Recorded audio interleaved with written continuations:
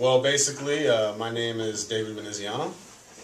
I started here at the conservatory in November of 2006, and I graduated after I finished my internship hours in August of '07.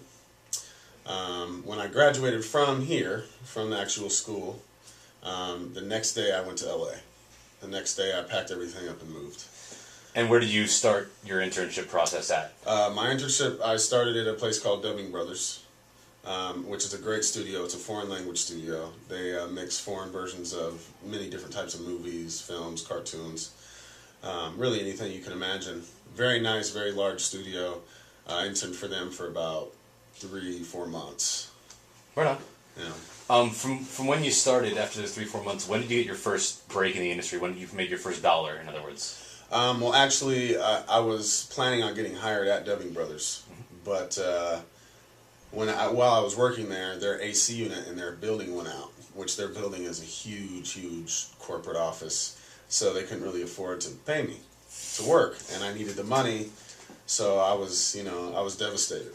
I was like, man, I thought I had a gig. They told me they were going to hire me, and then this thing happened, and so I didn't know what to do. So basically, I had just signed a lease at an apartment for a year, paying $1,400 a month for rent, and I was just like, man, I signed a lease. This is going to be bad. I'm going to get an eviction, and so I just went out and just kept applying everywhere, just turning in my resume everywhere. It's funny. I can't tell you how many times we've heard an air conditioning horror story. Really? They're so frequent, and it really does. It hinders you desperately, and businesses, Yes. Tremendously, because it's such an important part to keep the studios cool. Oh yeah. To operate and make your business like that. Exactly. Not only for the clients, but the equipment. Yep. The equipment is the most important thing when it comes to that, and well, of course, clients are, but when it comes down to it working properly, it has to be a particular temperature. Sure. But so I just went around turning in my resume and my recommendation letters. And what was the time lapse between when you lost that one gig, looking for that paid gig, and you're out shopping your resume around to everywhere you can? It took about 2 weeks. 2 weeks. From the moment that I left Dubbing Brothers, and then basically got a call from Salami Studios. And let me ask you this too, for future students, when they do, after their internship, they're looking for that first paid gig. What was your method of madness? I mean, how did you go about finding places to apply to?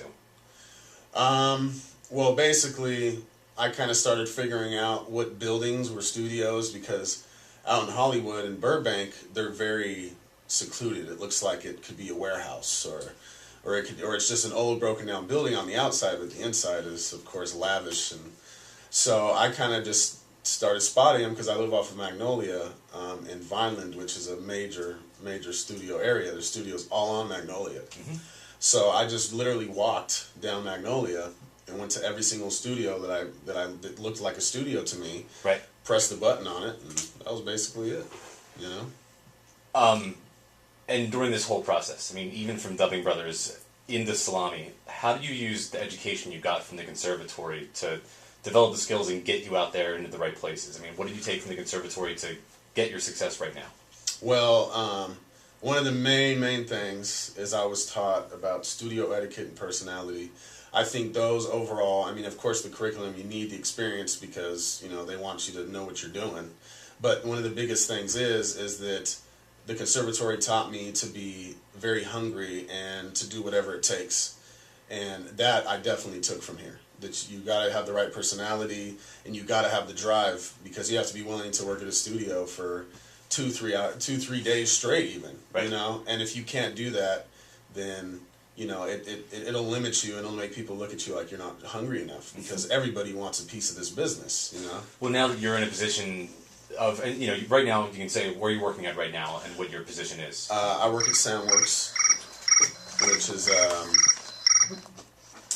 it's another post-production studio, same as Salami Studios, and I'm a head engineer there. I've only been there now for about a month and a half.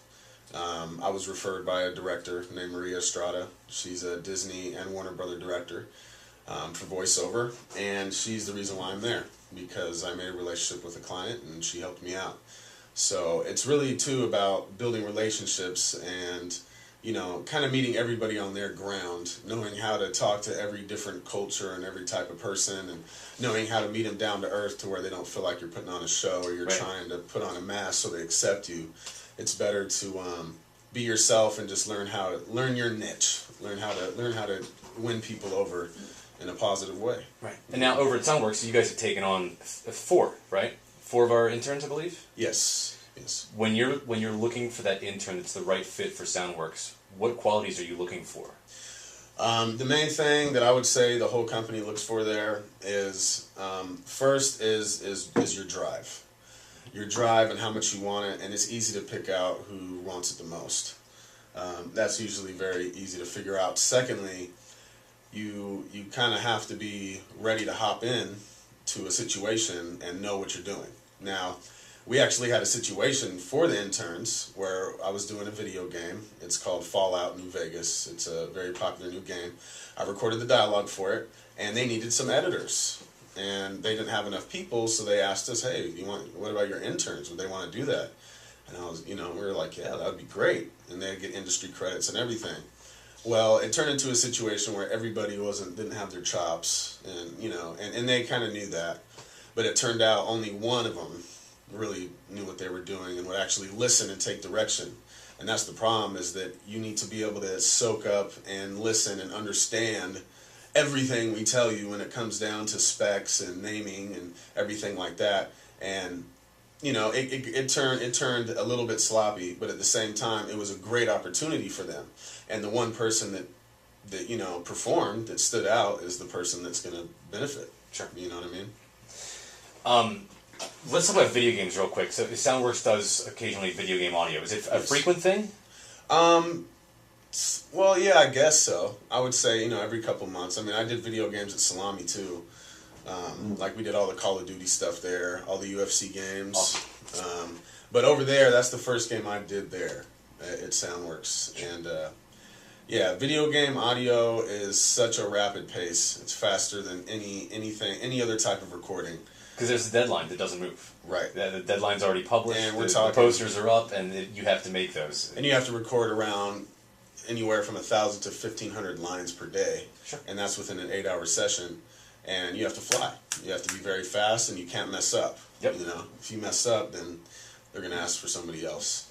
Because of our game curriculum, we have a lot of students interested in getting into audio for video games. Mm-hmm. And we're finding it more and more that audio is outsourced to post-production and sound design facilities like Soundworks and Salami and even places like Dubbing Brothers. Right. Than they do their own in-house stuff. Is that a pretty accurate statement? Yeah, it is. Basically, a company will come to us, like the company that does Fallout is called Blind Light. They do a lot of video games. Mm-hmm. They came to the studio and they basically rented a room, and it was really that simple. It's mostly about word of mouth. We do everything there. At Soundworks, it's a music studio, it's a post-production studio, it's a mastering studio. So we do everything audio-based. Sure. Everything. And it's people basically just hear about us, word of mouth, call us up and say, how much is your room and how long can we book it for? And that's basically it. Well, when you do games like Call of Duty, it's pretty easy to get that reputation. Right. And Call of Duty was at Salami, and so was the UFC game. And that actually moved to a studio called Oracle with the head engineer that had left. He took a couple of clients with him. Mm-hmm. And again, that goes back to, gaining a reputation and people wanting to work with you because you produce the best sound. Then they're going to want you there because you deliver. And when you go, clients may follow you. And in that case, that happened to me too. Clients followed me because they knew I was professional, and that's the bottom line. If you're professional and you know how to treat people and you're not starstruck, because I work with celebrities every day. I'm friends with many celebrities, and once you go out there and once you realize the type of people they are, and it humbles you because it's not what you think it is. Most of them are human, aren't they? Very human. Right. Very human, and they're not all, Hollywood, and they don't all act like, oh, I need you to get me this and get me that. Most of them are very cool and laid back. I've never really worked with any celebrities that were really rude or demanding. You know what I mean? They're all very respectful and good, nice people.